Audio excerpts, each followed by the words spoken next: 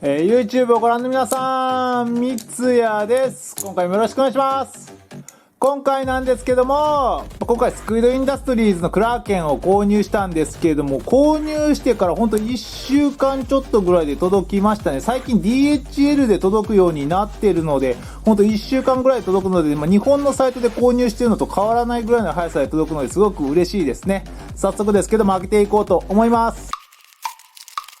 はい、開封していきました。こちらの方も開けていこうと思います。中身はこちらトレーナーと、それと最近こんな感じでピボット部分のスペア部品が結構入ってますね。やっぱりピボット部分の部品ですけども、なくしたり結構劣化したりするので、こういうスペアが最初からついているのはすごく嬉しいですね。それじゃ問題のこちらのトレーナーの方を開けていこうと思います。今回自分が購入したのはクラーケン V3 のデュアルトーンのパープルのものになっていますけれども、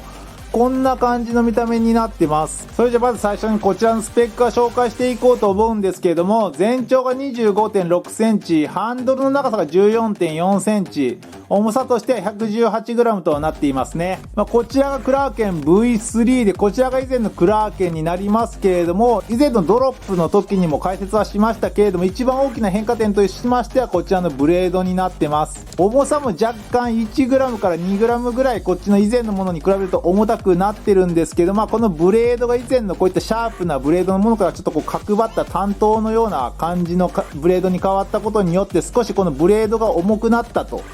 いうところになっています。以前のこちらのクラーケンの方のブレードでもそんなにバランスが悪いっていうほどではなかったんですけど、やっぱり若干ちょっとハンドルの方が重いかなっていうようなイメージでしたけれども、こちらがよりちょっとブレードを重くしたことによってよりニュートラルに近くなったようなバランスに近づいています。それ以外の違いで言うと、このテクスチャーだったりも変わってるっていうことだったんですけども、正直触ってみると言われてみたらちょっと引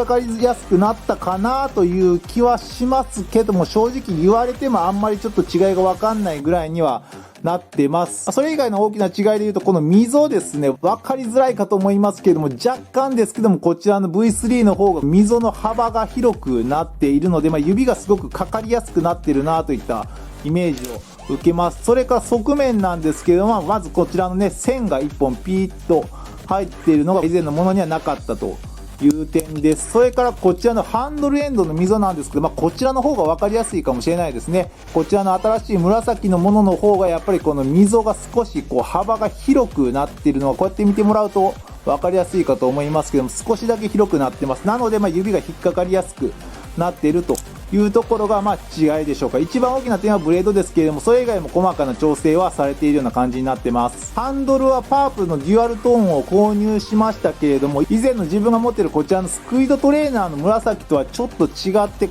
ワインレッドみたいな感じでちょっと大人っぽい紫の感じになってますね。こちらのスクイドトレーナーの紫は紫で結構どぎつい紫っていう感じで、結構僕はね好きな色だったんですけど、このワインレッドな感じの紫もこれはこれでなんかちょっと大人びた感じでおしゃれではありますね。ブレードはこんな感じになってますけれども、こちらが本物の刃がついているクラーケンの方になりますけど、ブレードの形が似たようなデザインになっていますね。よりこのライブブレード、刃がついているものに近づけたバランスになっているという感じになってます。そもそも結構スクイドトレーナーもそうですし、このクラーケンもスクイドインダストリーズの製品の中では特に振りやすいナイフ、トレーナーの部類になりますので、もともと全然悪いイメージはなかったんですけども、それをより改良したというところになってます。ちょっとこちらの方、これからちょっとテストフリップしてみて、またレビューしていきたいなというふうに思います。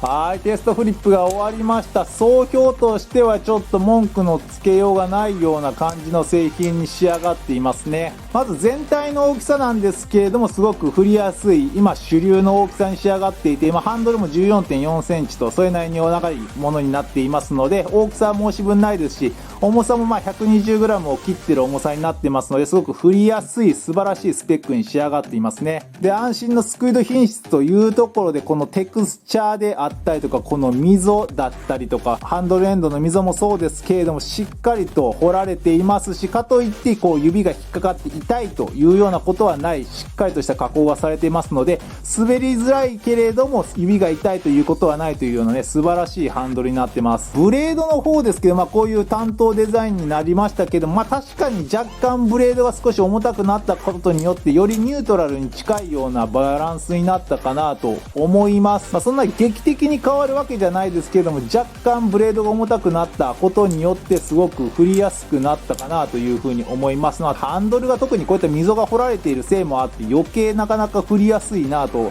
いうイメージがありますね。で、色もいろんな色がありますけれども、こんな感じですごくね、おしゃれな色になってますし、このデュアルトーンにするかしないかは個人のね、好みがあるかと思いますけど、デュアルトーンにすることによって、このスピードトレーナーの時もそうでしたけれども、こんな感じで振ってる時に紫とそのシルバーの色だったりとか、こういう風に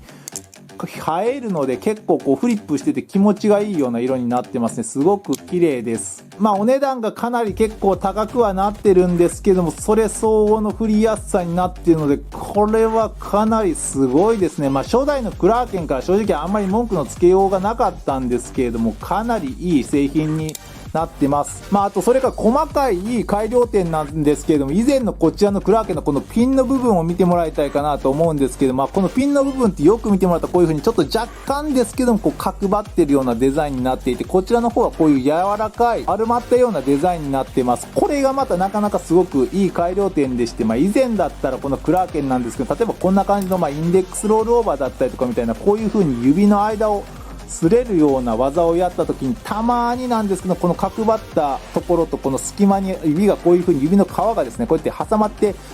切れることはないんですけども、ちょっと痛っていうようなねことがたまにあったりはしたんですけれども、こちらの方はこういう風にすごく柔らかいこう丸まったデザインになっていますので、ここをこういう風にやってもですね、なかなか指がこの間に挟まるってことはなかなか確率的にだいぶ低くなってるんじゃないかなというところで、すごくこういう細かいとこなんですけれども、いろんなねやっぱりフリッパーの要求を満たしてくれる、改良されてるなっていうのがつくづく感心しました。すごくグリップ性も良くなってバランスも良くなって、そしてこういったね挟まったりもしないような改良点がされているというところで、かなりこのクラーケンも完成されてるなと思ってたんですけども、それをさらに突き詰めた製品になっていますので、お値段は結構いいお値段するんですけれども、やっぱりそれ相応の品質になってますので、これはかなりすごいなと思いました。まだあんまりこの V3 が出て日にちが経ってないので、ちょっと入手するのがちょっと難しいのかもしれないですけれども、今日の時点でも見てもまだ販売とか一部されたりは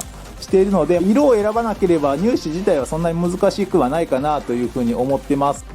はい、いかがだったでしょうか。今回ですね、スクイドインダストリーズのクラーケン V3 を購入してレビューしていきました。文句のつけようがない超素晴らしいトレーナーに仕上がっていて、完璧ないいトレーナーかなと思います。初心者の方から上級者の方まで、これはなかなかおすすめできるトレーナーかなと思いますのでね、興味のある方はぜひチェックしてみてもらったらなというふうに思います。